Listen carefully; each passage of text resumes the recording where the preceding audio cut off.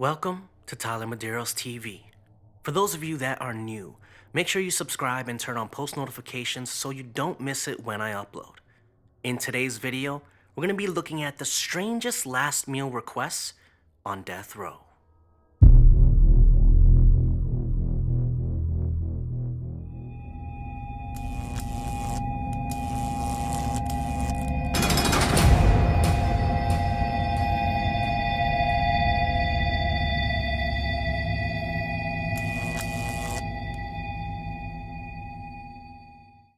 Now, for those of you who may not know what death row is, also known as condemned row, let me explain.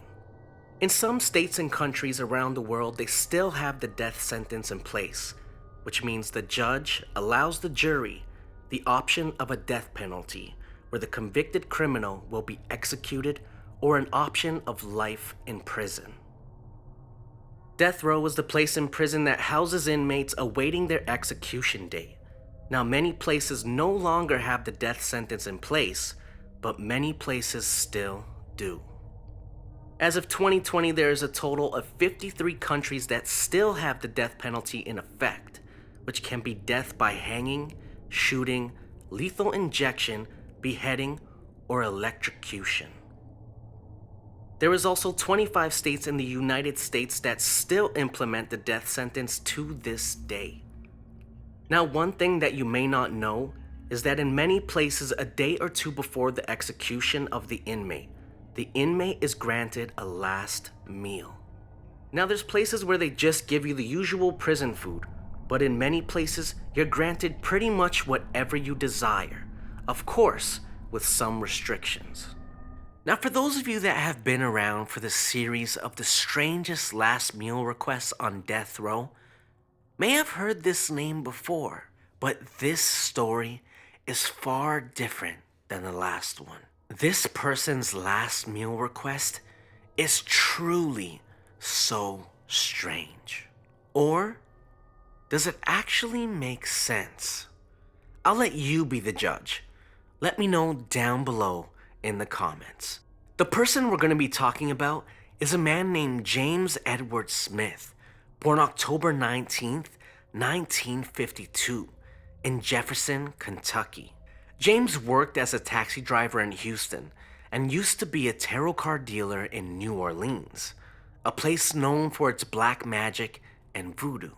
James's mom said she remembers him being a loving and kind child, but it was when he began to practice black magic and voodoo that things would change. One afternoon in 1983, on March 7th, James Edward Smith would decide to rob a Union Life insurance company.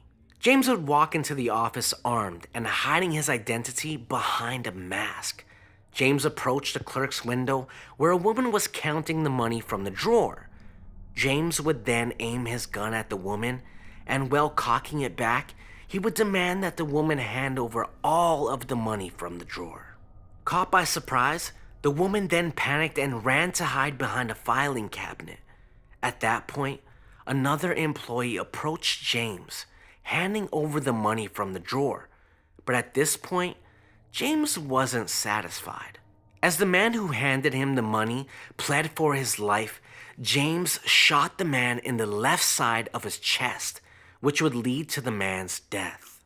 After James proved his point and got the money, he ran out of the building when he got tackled by 3 other people in a nearby parking lot. While in custody and being questioned, James would claim he had taken part in half a dozen ritualistic killings before his arrest. He even went on to tell details about a gruesome sacrifice he had committed.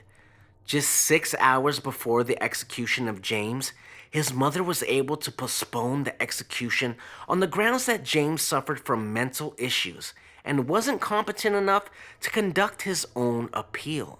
Despite the efforts of his mother, James Edward Smith stated that he was ready to leave the material world and finally return to the spiritual world.